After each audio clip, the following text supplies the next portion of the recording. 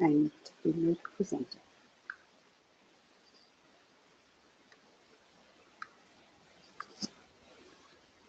Hello and welcome to the Power Tools for Coalitions webinar series. I'm Kinkini Banerjee, the Coalition Relations Director at USBC, and I'm so glad to have you join us for this session. The Power Tools is organized as part of USBC's training, technical assistance, and capacity building support for our network of state, territorial, tribal, and community breastfeeding coalitions across the US. As always, as in all of our webinar series, the access is free and open to all interested maternal and child health advocates, coalition members, and anyone involved in forming or leading nonprofit organizations in the MCH field. And the webinar announcement emails are sent through the USBC's announcement list. And this series, the Power Tools series, occurs on the third Wednesdays of odd-numbered months from 2 to 3:30 p.m. Eastern. And we have streamlined access for this series. And so if you've signed up once, you will notice that you automatically get the announcements for all of the webinars in this series. And you also, because we do know that you won't be able to attend every session live, the registration will also send you updates about the links to our archives following the webinar.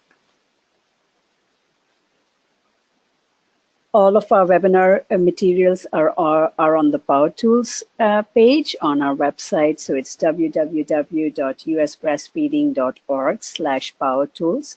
And in your reminder email, you'll also have a direct link to the page. But you could also go, if you're visiting the website, you could go that way, that route too. So if you click on our website and go there, you'll see the last tab on the right is the one for coalitions. Click on that, it'll open, a drop-down menu, and you'll see all of our different webinar series. Click on the Power Tools webinar and you'll see the PDF. You can download the PDF of today's session, visit the archives of previous sessions, and after the session has ended, we'll also be uploading the video recording. Because we have a large number of participants, all attendees are in listen-only mode, and we encourage questions to be submitted at any time during the webinar. So please type the questions in the question box of your webinar control panel. And you should be seeing a control panel on the right of your screen. If you don't see it, it might be minimized. Click on that orange tab with the white arrow and it'll pop back out. And if you scroll down through the different tabs, you'll see the one for audio, under audio for questions. And if you click on that, again, it'll open a text box for you to type in. During this session, if you have audio or other tech issues, please email coalitions@usbreastfeeding.org and a member of our staff will be able to help you. And that brings me to today's topic, breastfeeding legislation and policy toolkits, updates and beyond. So this session is presented by members of the USBC staff team. We'll be sharing key information and status updates on emerging as well as past legislation and policies that impact families with infants and young children. And during today's session, we're very excited to share with you a new policy toolkit that we've developed that outlines major breastfeeding-related policies and legislative actions. And it has a lot of background info, current status, action opportunities, key messages, sample tweets, and really good resources. We think it's great, but your feedback is crucial. So do let us know what you think of the toolkit as you get to explore it today, and then also send us ideas for your future advocacy resources. So I am so excited today to be joining fabulous members of our staff team. Cheryl Lebedevich is our Senior Workplace Program Manager and Policy Analyst. She is, many of you know her really well. She's super helpful and is connected with pretty much every single coalition across the nation, and leads our workplace program.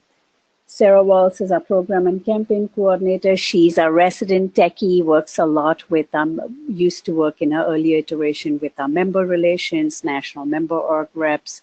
She also does a lot of our website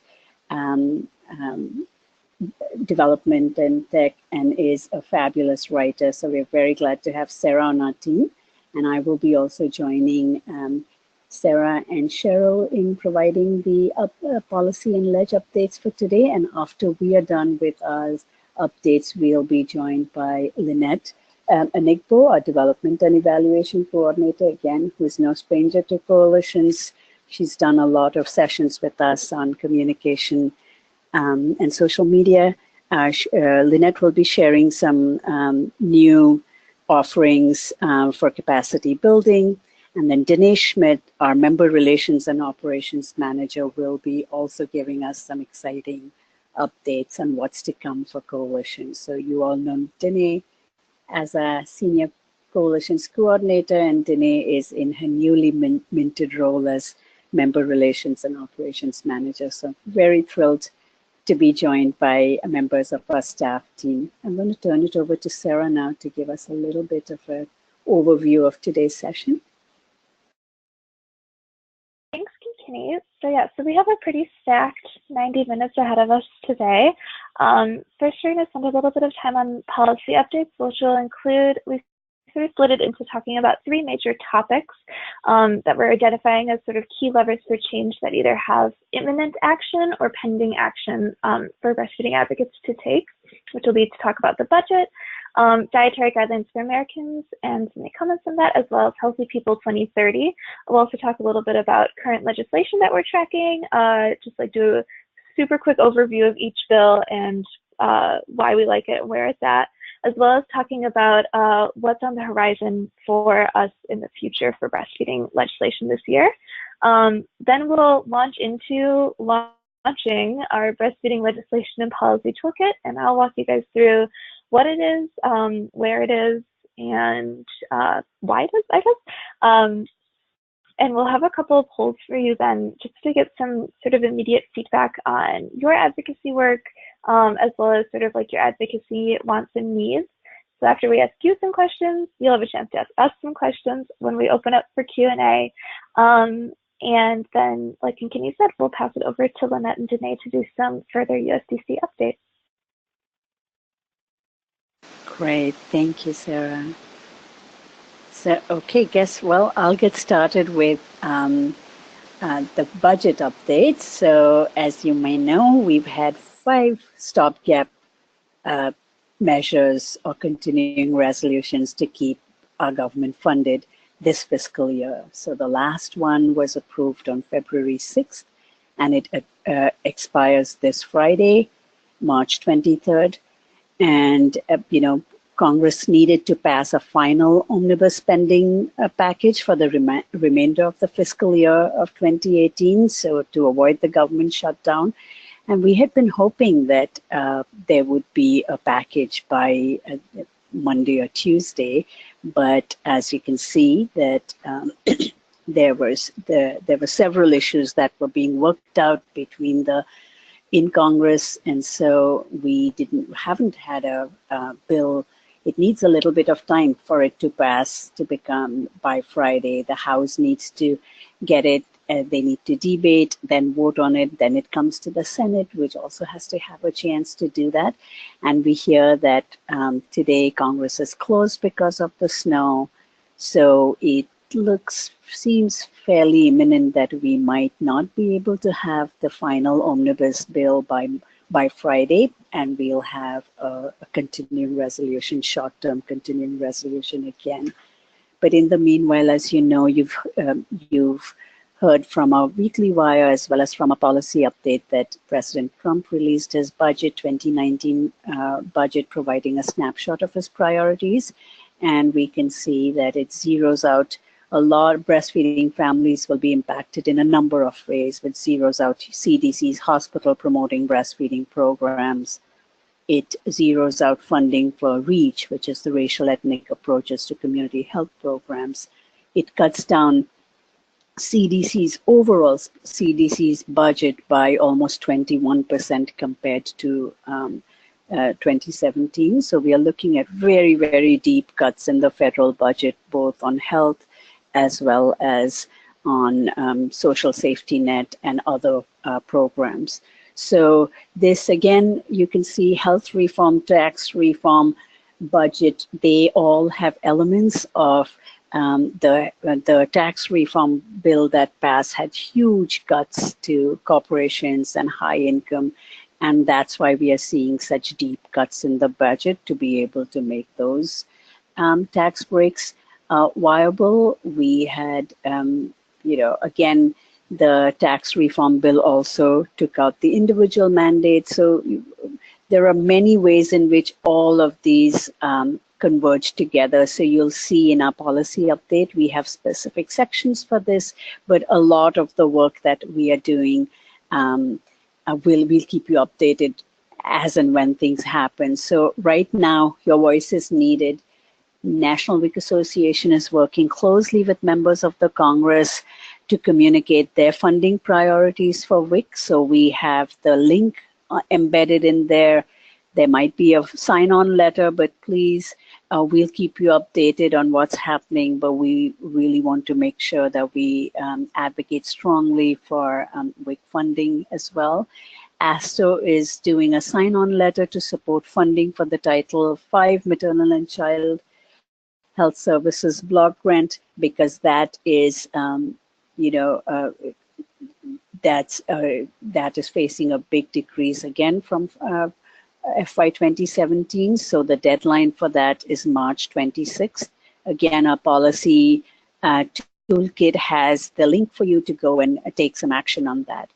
CDC, as for CDC funding, ASTO is doing a 22 by 22 campaign to restore CDC funds. What that means is by 2022, they're asking for an increase in 22% overall CDC funds. So that will just bring CDC to 2003 levels.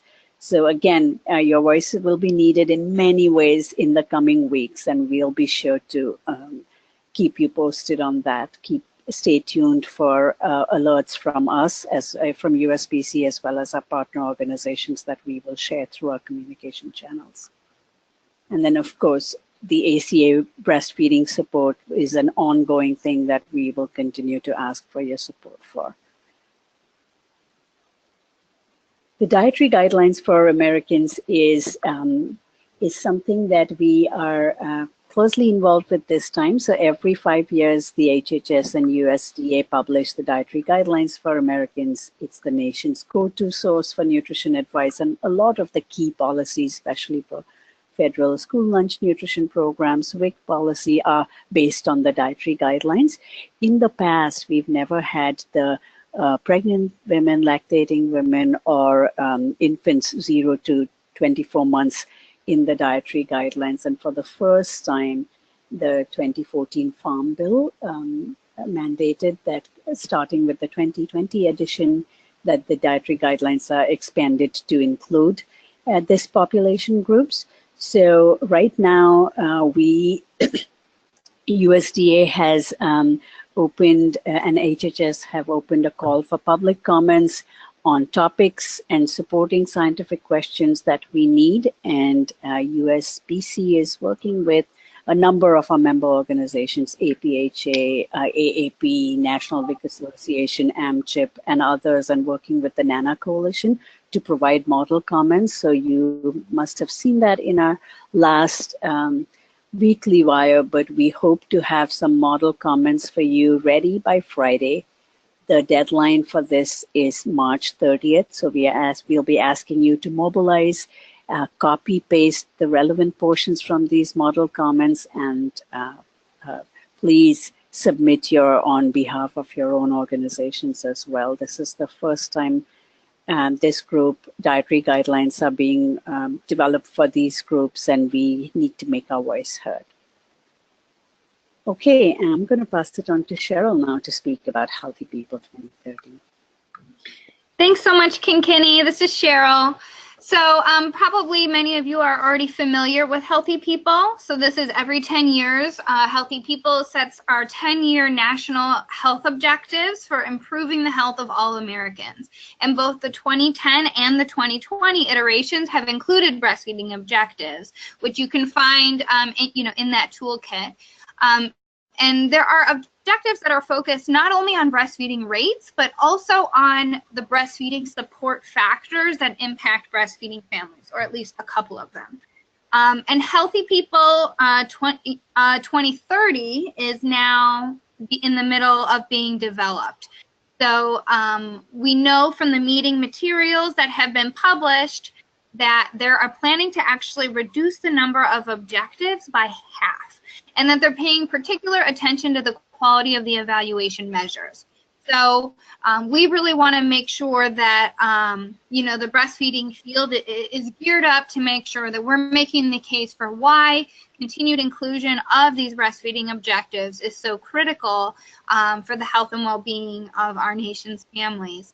The Secretary's Advisory Committee has announced that they're going to host up to 4 regional listening sessions. Although the dates and locations have not yet been announced, they have also participated in like the APHA conference to hear from different stakeholders. This is a little bit less robust than the listening sessions that occurred a decade ago. At that iteration, the breastfeeding field was very active in the public comment as well as the listening session opportunities. So we're going to want to be prepared as a field to do this again. And so, of course, a discussion of the strategy and priorities is needed. So stay tuned. We're going to have an announcement of an advocacy networking call to dive a little bit deeper into that. But in the meantime, you'll be able to find some orienting and background information in that toolkit. And I think Sarah's going to give us a little bit of an intro. Yeah. Thanks, Cheryl. So the next steps that we're going to take after talking about these sort of 3 major levers is to look at active bills in this congressional session and just sort of do a brief overview of what they are and where they're at in the session and why we like them. And Sarah, you are the presenter now. Thanks, Kinkini. Wonderful. So we're going to start with the Supporting Working Moms Act. I bet this is very familiar to many of you. So as you probably know, Section 7 of the Fair Labor Standards Act is known as the Break Time for Nursing Mothers provision. And this requires employers to provide reasonable break time and a private non-bathroom place for most hourly wage earning workers to express breast milk during the workday. And it's important, of course, to note that only workers who are eligible for overtime under the FLSA are covered by this existing legislation. And that's why the USBC and so many of you all have really fought to make this bipartisan Supporting Working Moms Act a reality. SWMA is the shorthand term that we use. And what it would do is protect and expand working moms' right to breastfeed by extending that existing federal law to executive, administrative, and professional employees. So this would include elementary and secondary school teachers so that they have those same protections of reasonable break time and a private non-bathroom space. There are we have an active sign-on letter, individual action tools, all kinds of social media resources included in that policy toolkit. And then I also wanted to flag to you all that the Workplace Support Constellation is right now preparing to launch an associated workplace support community of practice. So this is really a place where states can come together to connect and collaborate with each other as well as with national partners about workplace breastfeeding support issues. We have a really great team of legal experts who are kind of at the ready to provide support to states as needed. So if you are at all interested, it's one of those things you can join and make it how you like it. So I think Danae is going to plug that link right into the chat window, and I encourage you to sign up, or if you have any questions, feel free to reach out anytime. And And I'm going to pass the baton back to Sarah once more. Cheryl. Yes, so I'm going to do, SWIMA is an action that is a bill that we tend to organize a lot of action around, and most of these other ones, with the exception of the FAM Act, we don't. So I'm going to run through them kind of quickly, but also like defer to our many partner organizations that are doing really fabulous work in all of these areas. So the first is the Family Act, also known as the Family and Medical Insurance Leave Act. This is just about paid leave, which is a topic that I think we're all pretty familiar with. The Family Act would create a national insurance program that would support workers and businesses by providing eligible employees with up to 12 weeks of paid leave for their own serious illness or that of a child, parent, sponsor, the birth and adoption of a child, the injury of a family member in the military, or exigencies arising from the service member's deployment.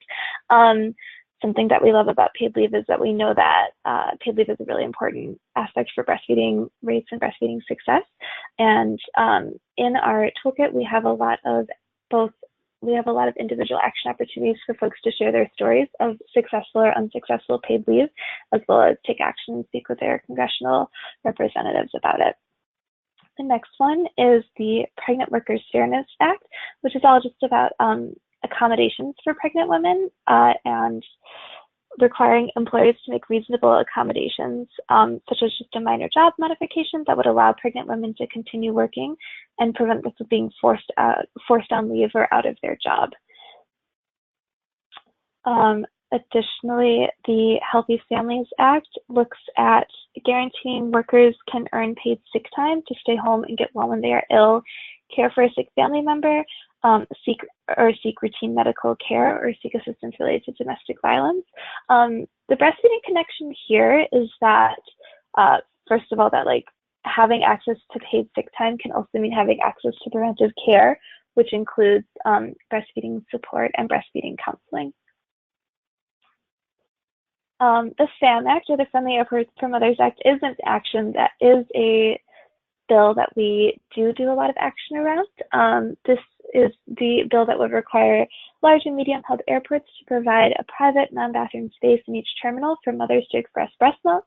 This is a bill that we've worked very closely with one of our breastfeeding champions, Tammy Duckworth's office, and one that has been this session, like last congressional session, was reincorporated into the FAA reauthorization. And so it kind of has two mechanisms for moving forward. One is to continue to move forward as a standalone bill.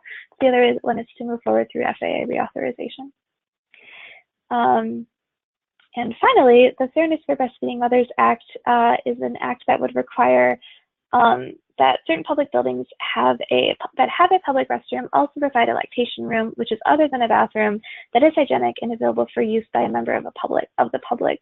This bill is kind of interesting. It has a different status than the other ones because a year ago this month, it was passed by voice vote in the House, and so it kind of just awaits the Senate movement to happen. I think that they're really seeking out to have another Republican co-sponsor so that it has sort of a balanced bipartisan view. It's a small bill, but it could be an easy win for Congress with regard to breastfeeding. So now that I've run through a half dozen bills that all relate to breastfeeding, what is on the horizon sort of in these months moving forward through the rest of the congressional session? In USBC's world, we have Parents Month coming up, which is sort of the time from Mother's Day to Father's Day, which we like to use as a time to really galvanize action around any topics with breastfeeding. So you can look for a lot of action opportunities from us then. National Breastfeeding Month is, of course, coming up in August, which is another time that we like to sort of gather ourselves and do a lot of advocacy. And then my other note would be that this is a midterm election year, which kind of takes place from March to November. I live in Chicago, and we just had our primary election, which is actually the second out of the states to do so. So as we move forward, you can see that over half of the Senate seats are up for re-election, as well as the entirety of the House and more than half of the governor's seats. What this means is that it can mean several things. It could mean that people aren't as likely to really big legislative things at the same time. The BABES Act, the Bottles and Breastfeeding Equipment Service, Bottles and Breastfeeding Equipment and Supplies Act, which is the bill regarding the TSA, also passed during an election year. So it can kind of be a mixed bag for things happening, but it always keeps it interesting. So now that we've sort of run through many different updates for you all, I just want to take a moment to re-engage you as we move into, like, so you have all of this information, but like, what do you do with it? So the first question, Tanae, if we could launch our first couple polls, or our first poll at a time.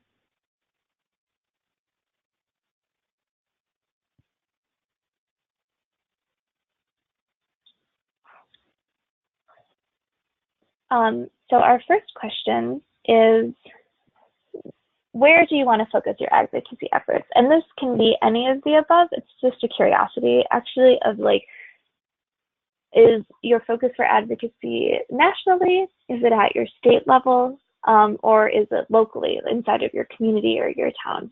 And I'll give you guys a little bit of time to answer.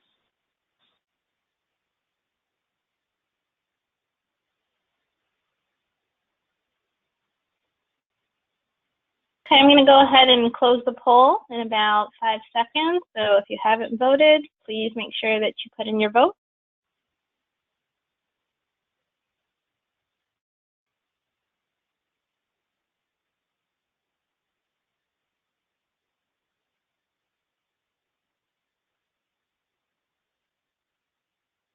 Okay. Great. Looks like we have kind of a bit like a big breakdown for statewide and locally, and then a little bit of a less of a focus for nationally. So then our next couple polls talk about how you engage with policymakers and how often.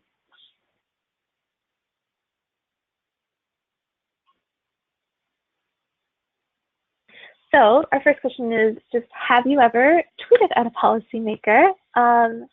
Ranging from never to just literally any time that I'm on Twitter, I'm letting my policymaker know what's happening with me.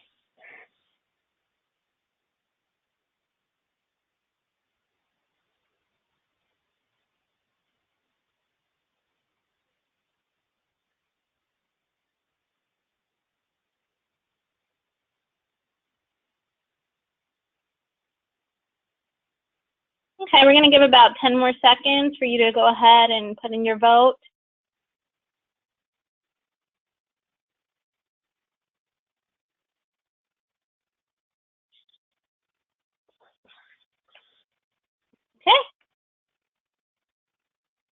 Okay, so overwhelmingly never, which is totally fine because we are here to help both from the tweeting at a policymaker and for the tweeting in general. Okay, so our next one also talks about a different method of engaging with policymakers. So have you ever used an online action tool to contact your policymakers? That includes our action tools, which we run for the Women's Fan Act, but also any other sort of like action tool that allows you to usually like send an email to your policymaker.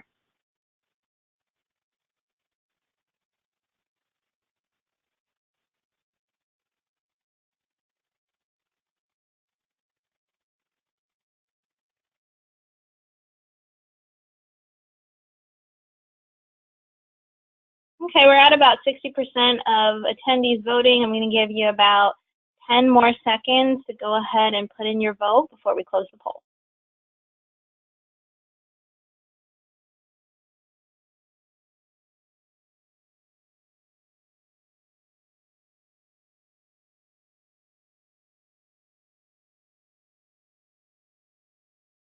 Okay, so yeah, so it looks like as Janae is closing it, it looks like we have about half doing once or twice, with about a quarter doing never. So once again, we are here to help make that easier and more accessible for you. And then I have one more question, and I'm actually based on these results, I'm very curious about what your response will be, which is just sort of the third way, well, besides an in-person visit, but the third way that you would virtually contact your policymaker, which is to say, have you ever called them?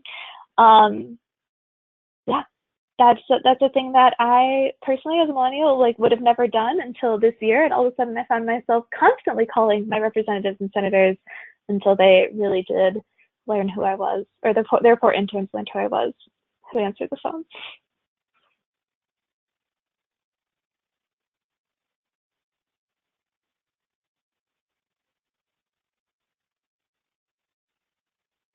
Okay, we have about 60% again that have voted. I'm going to give you guys about 10 to 15 more seconds to put your vote in if you haven't before I close the poll.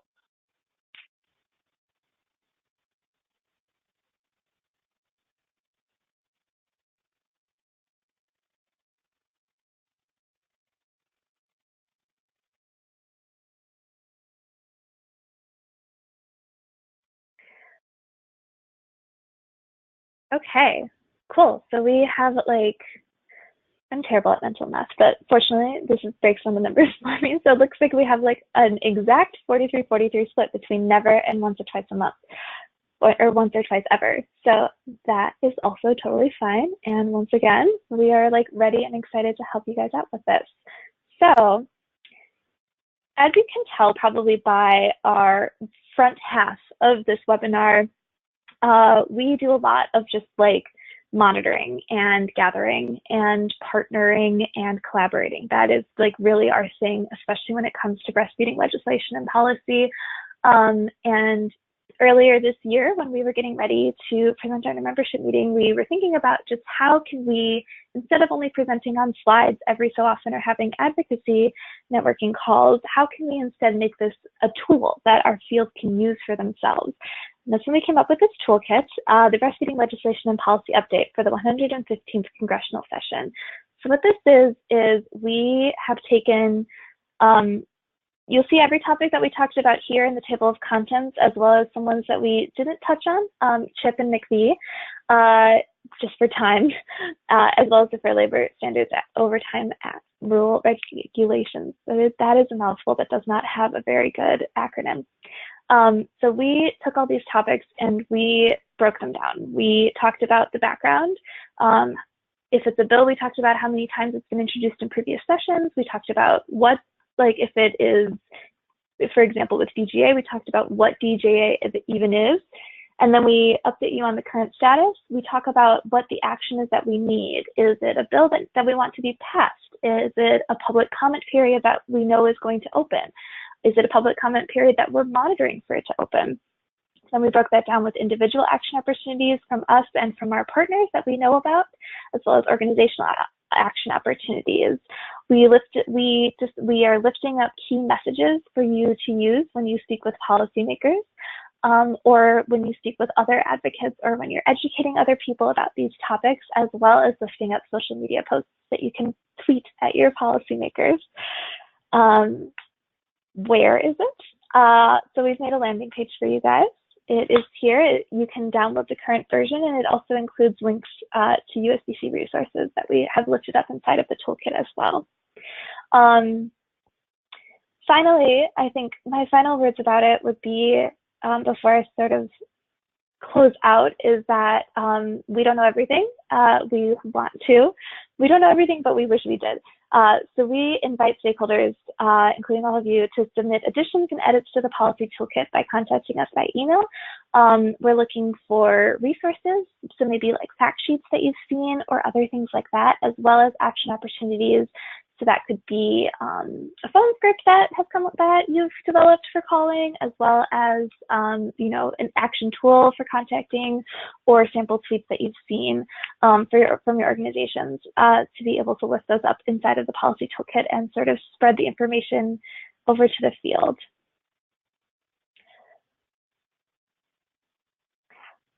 So to sort of re-engage on this, we have a couple questions while we're working on it, because this will be our second version of it, and like I said, it's a thing that we sort of came up with in January. So you know, we still want to figure out, and we still want to make sure that it's a helpful resource, not just a resource that we think is helpful, but a resource that the field and you all think is helpful.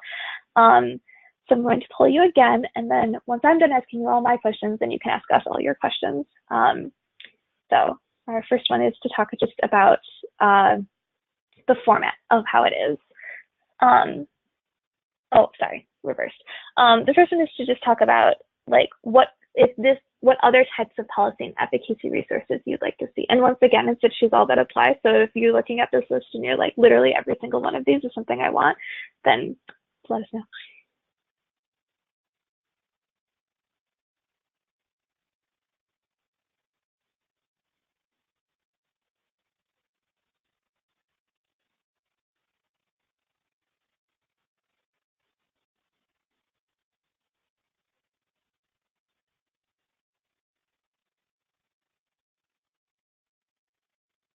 Okay, we've got about half of our attendees that have voted. I'm going to keep it open for just a few more seconds, so please go ahead and select the options here.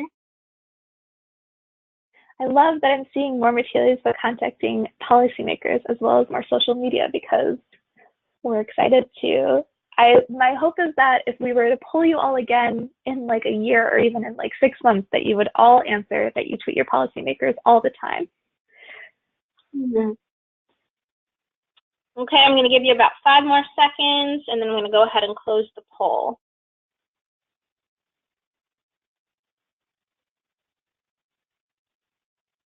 Very cool. Thank you.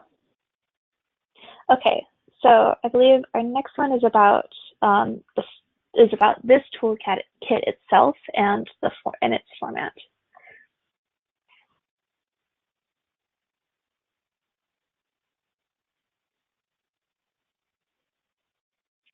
So the way that we've posted this on our website, and Janae already chatted about the link earlier, so you probably have already, if you've already seen it, is as a PDF. That's just sort of how we like to share materials. But if you would like it in a different format or in a better way, we would love to know that. So if the PDF is awesome, great. If you would rather have a Word document, or if you'd rather have a different document, please let us know.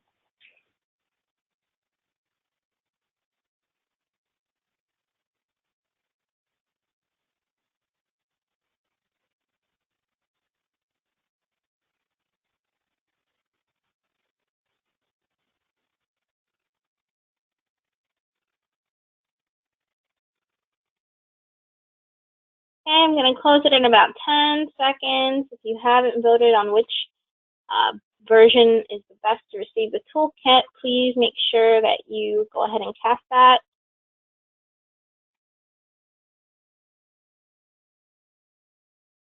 Okay, cool. I saw like an initial huge surge for PDF, but then both sort of came up in the end, in like the last part of the race.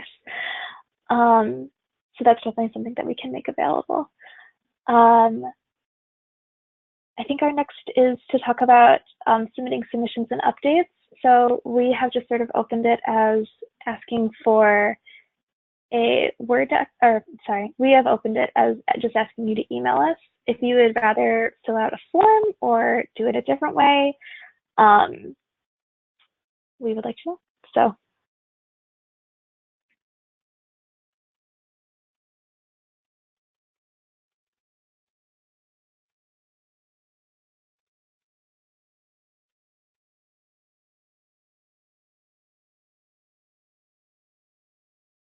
And if you are sending in a chat for other, please also vote on the other as well, so that we know to check the chat.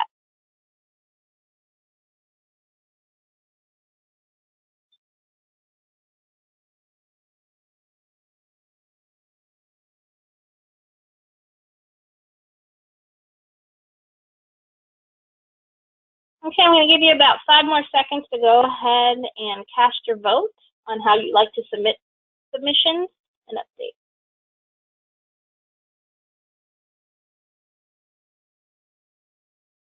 Okay. Okay, looks like kind of an even-ish split between email and through an online form. And I also saw a couple chats for both, so we can figure that out as well. And then I think our last one is not a poll, and it's just sort of an open question of just, you know, we are here on this webinar together, which is great, and I was able to share this with you, and I know that I talk really fast.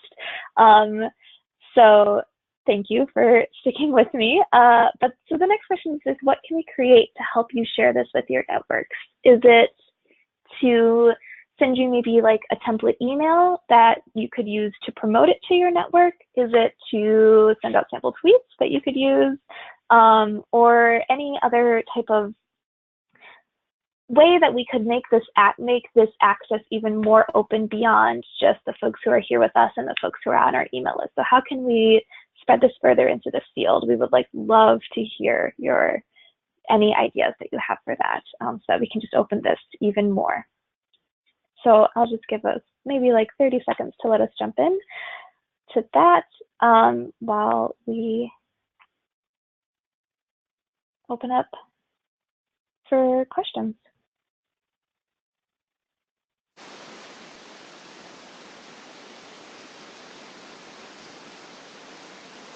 Thanks, Sarah. Lots of good comments in the box. Are you able to see them? Would you like me to curate them for you? Yes, I'm just I'm scrolling through them and opening it up. Robbie says, from California says, I want to focus my advocacy at all levels, but realistically it ends up being statewide, depending on capacity. Sometimes they are. And for states that have been very active legislatively, I can imagine how busy some of the advocates have been at the state level. There is a question here which says, are we waiting for any responses yet from your previous question, Sarah? No, I don't think so. We can move to questions. Okay. Robbie asks, are state coalitions able to use the action tool for their state legislative issues? Oh, to build an action tool for statewide issues? Right, yes. Yeah, yes, that is a thing that we can definitely do, hosting statewide actions within our action tool. We kind of have a process in place for that. I think you just email coalitions at US Breastfeeding, and they kind of lift it up to our team, and then we work with you to build the action, and we can even send it out to our list of folks who are in that state that we know are interested in advocacy issues. So yeah, we can definitely modify an action tool to be used. We've done it before for a couple states that had either a jury duty law coming up in their state legislature, or another one that's slipping my mind at the moment. But yeah, we can modify our action tools to be used with our breastfeeding coalitions. Great, thanks, Sarah. So as Sarah said, we have the Salsa software that we can use for action alerts that we are happy to share with you. And also I know that our staff has helped with not just in doing that, but also in creating templates and letters and really helping you plan communication when you have some state level legislation. So do call on us if you need support.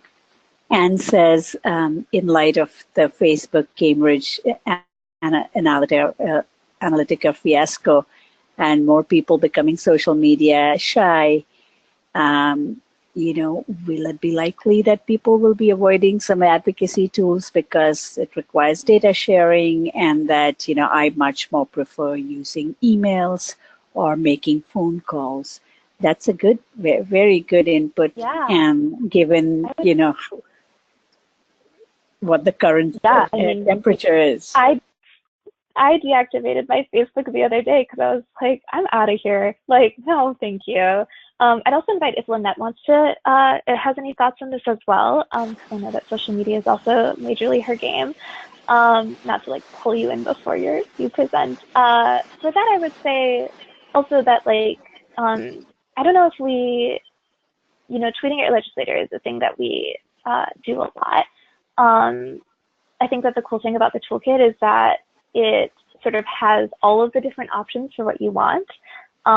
So if you're not comfortable using social media and you instead want to make phone calls, send emails and letters, you can use it in that way.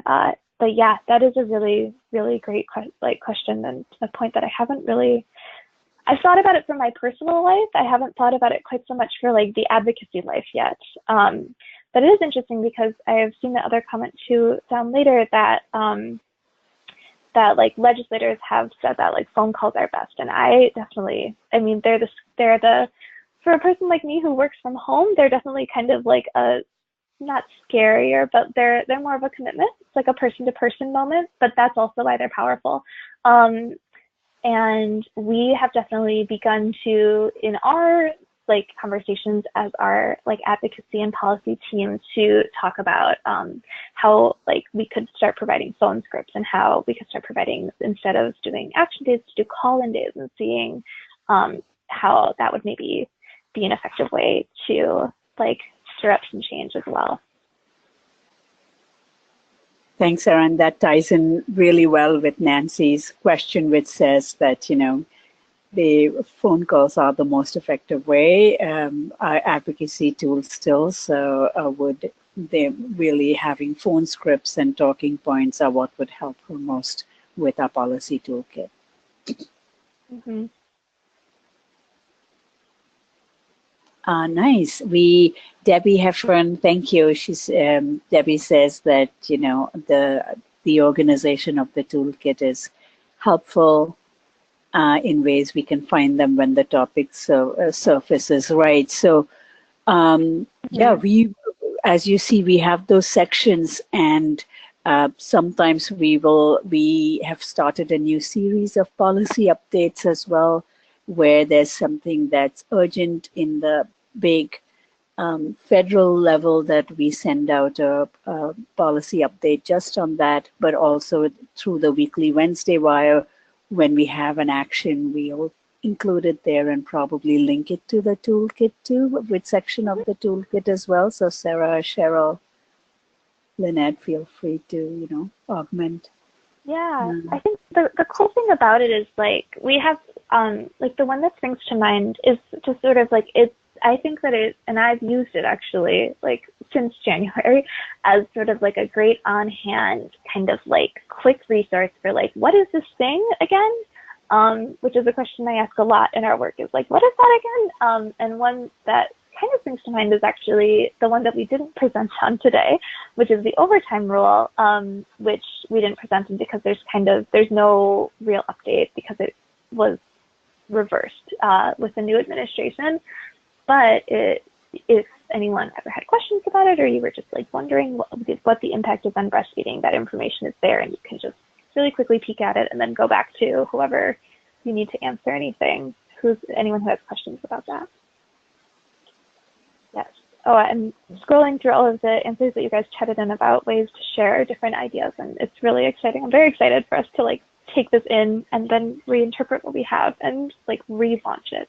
Because I think that that's the other thing about it, is like instead of having kind of a static resource, we've all learned, and something that we knew already, but especially in this past year, which is that advocacy and policy is really fast and it can be hard to stay nimble.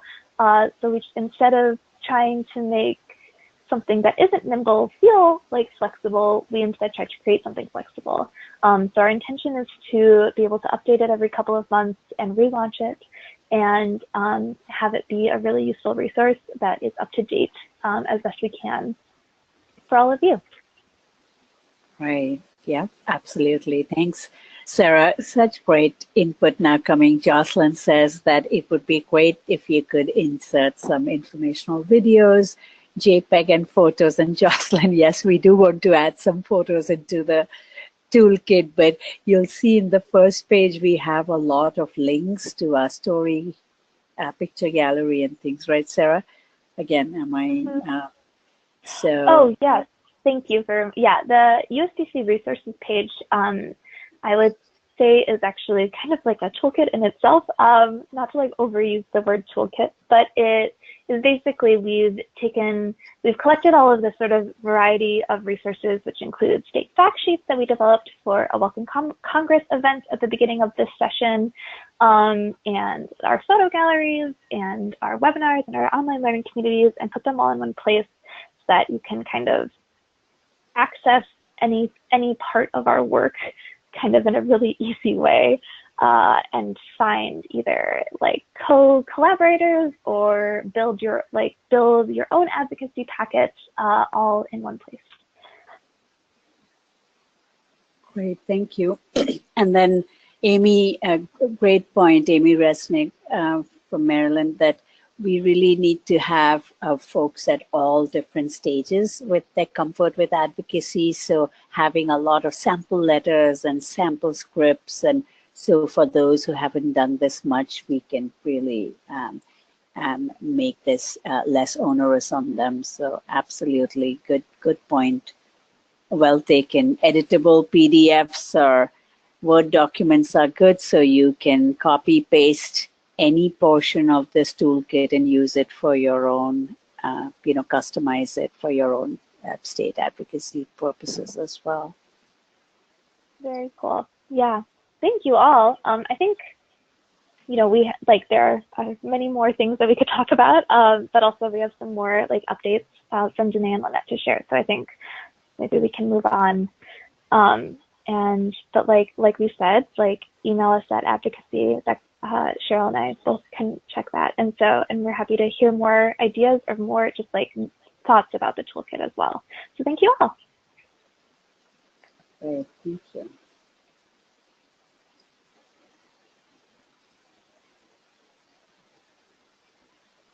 So I think I'm turning it over to Lynette, I believe, to talk about a capacity building opportunity that she's very excited to launch.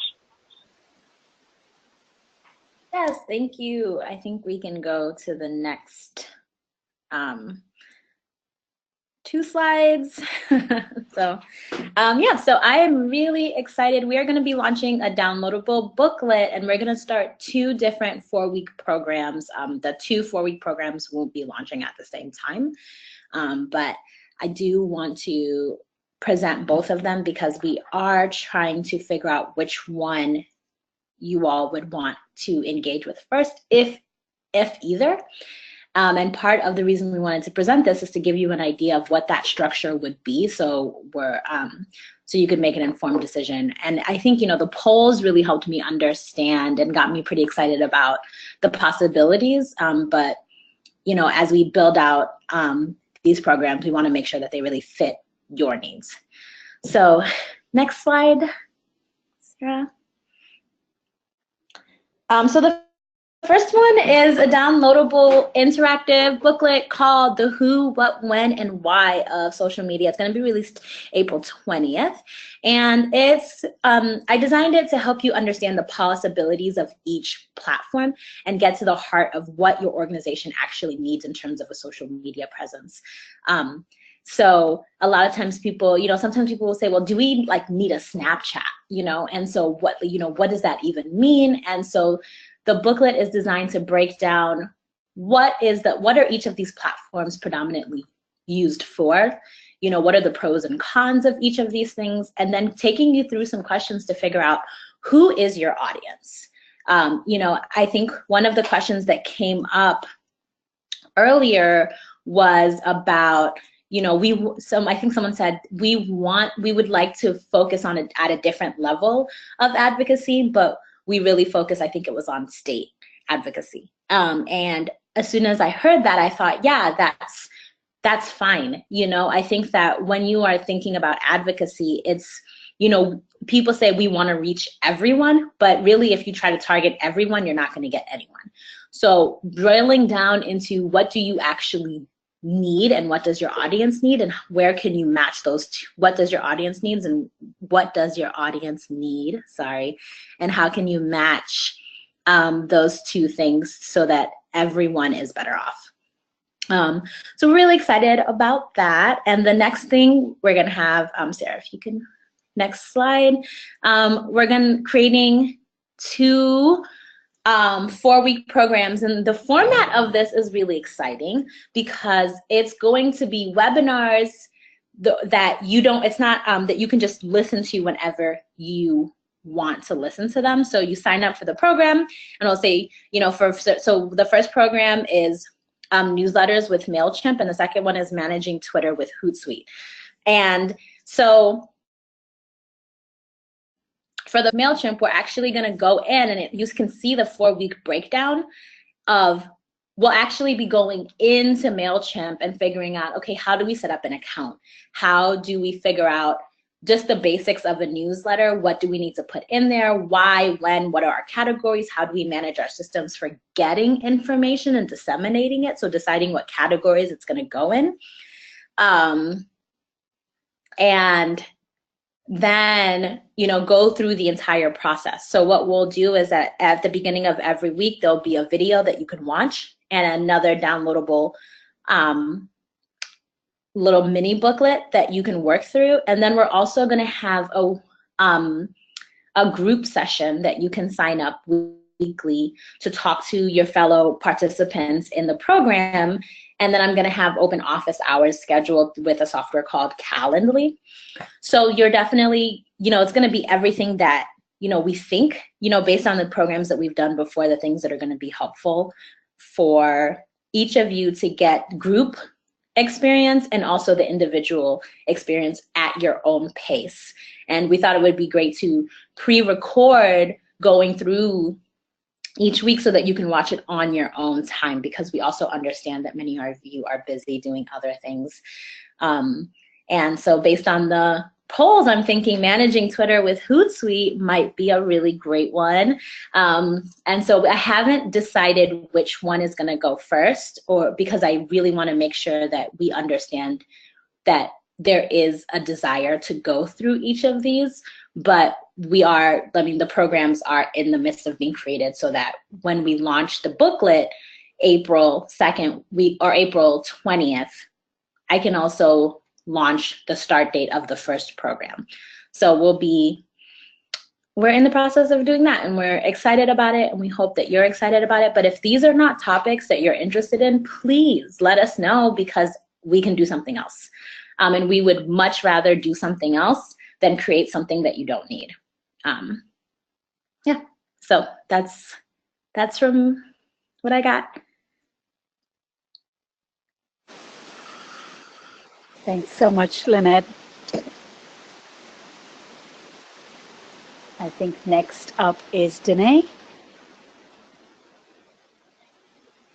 Hi, everyone. My name is Danae Schmidt. I was formerly the Senior Coalitions Relations Coordinator, and I've now moved into a new position as Member Relations and Operations Manager. And I just have a few updates I'd like to share with you all. Go ahead and go to the next slide, Sarah. So first, we are thrilled to announce that the USBC membership has approved bylaws changes to expand membership to include state, tribal, local, and territorial coalitions, as well as other community-based organizations. So we're really excited. This is something that we've been waiting for. We know you all have been waiting for, and so we're really excited to announce that that bylaws change has been approved. We really believe that these changes will allow us to continue to strengthen our partnership with you and also make our collective reach truly grassroots to treetops. So the USBC Membership Committee will be working closely with our CRASH Equity Committee to guide implementation of this change. So please stay tuned in the coming weeks for more information about that. Okay, next slide, please. We are really also excited to be launching coalition networking calls beginning in April to provide space for our state, tribal, local, and territorial coalitions to come together and share and learn best practices on specific topics. So we'll also be launching a networking call specifically for our network of tribal coalitions in May. And so we have just two questions we'd like to ask you regarding these networking calls. First, we'd like to know which days would best suit you for a networking call. So I'm going to go ahead and open up a poll and ask you all to vote on a day that would work best for you. So if you could go ahead, we'll leave this open for about a minute or so. Please just let us know which would work best for you.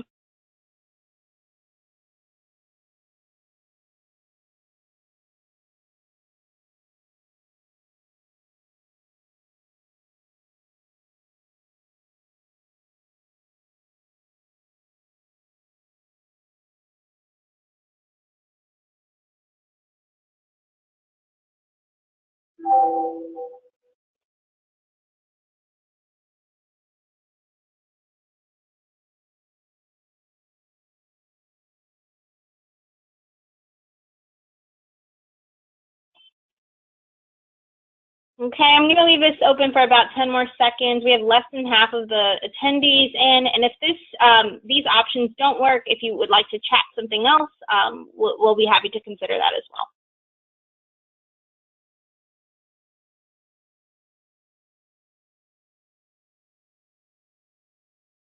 Okay, I'm going to go ahead and close the poll. And then our next question is in regard to the topic area. Which topic would you guys be most interested in discussing at the first networking call? I'm going to go ahead and launch that.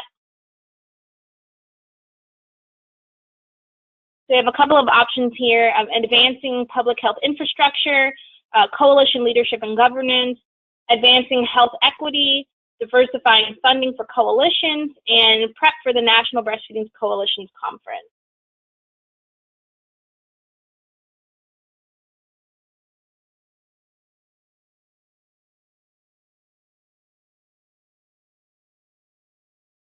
And again, if you don't see a topic on here listed and you have another idea, we'd be happy to consider that as well. So please feel free to chat those options as well. Yeah, this and is I'll go ahead and share the results for this.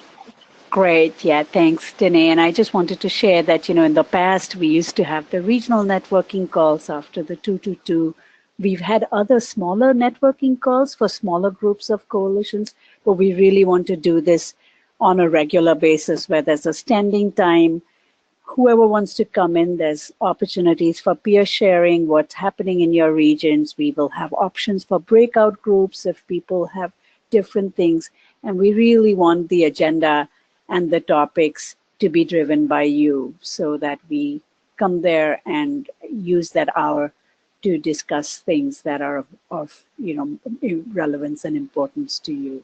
So we'll be sharing some of these topics as well as your preference for the days also with our larger network of our CLC and our coalition learning community. Okay, I'm going to go ahead and close the poll and show you all the results.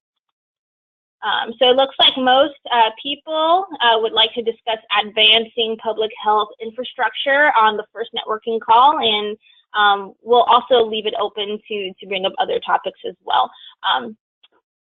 Great, thanks so much for that feedback. Okay, and if you could go to the next, oh, perfect, thanks, Sarah. So the last thing we just want to remind you all is that the National Breastfeeding Coalitions Conference will be held in Atlanta, Georgia on Saturday, August 4th and 5th. And both the Emerging Leader and Tribal Trailblazer Award applications are open. So the deadline for those applications are the first week of April, I believe. And I'm going to go ahead and chat out a link to the scholarship webpage, and I encourage you to apply if you are eligible. And please also feel free to forward the links to your networks. So we've also hyperlinked the applications in the slides as well. And that's all the updates I have, and I'll give it back over to Kankini. Great, thank you, Danae. And thank you to the staff team. And that brings us to the end of today's session. The work we do is all about partnerships, coordination, and collaboration. And as we continue to learn and practice together, it's, there's so much we can accomplish. And through this process, as we, expand and customize our capacity building support for our network of state, local coalitions, we learn from you every day. So there's just so much that we learn from you. Thanks for keeping us inspired to do this work. And until next time, our next Power Tools will be in May. So next week is our racial equity webinar. And this is a very special session where a panel of speakers will be speaking about infant and young child feeding during emergencies. So we have reps from CDC talking about how coalitions, the role of federal and local agencies in doing that, and how coalitions can be better prepared to serve their communities when there are natural disasters and emergencies. So stay tuned. You should have got registration and announcement for that as well. So we hope to see you next Tuesday on the Racial Equity webinar series, and our next Power Tools will be in May. Thanks, everybody. Until next time.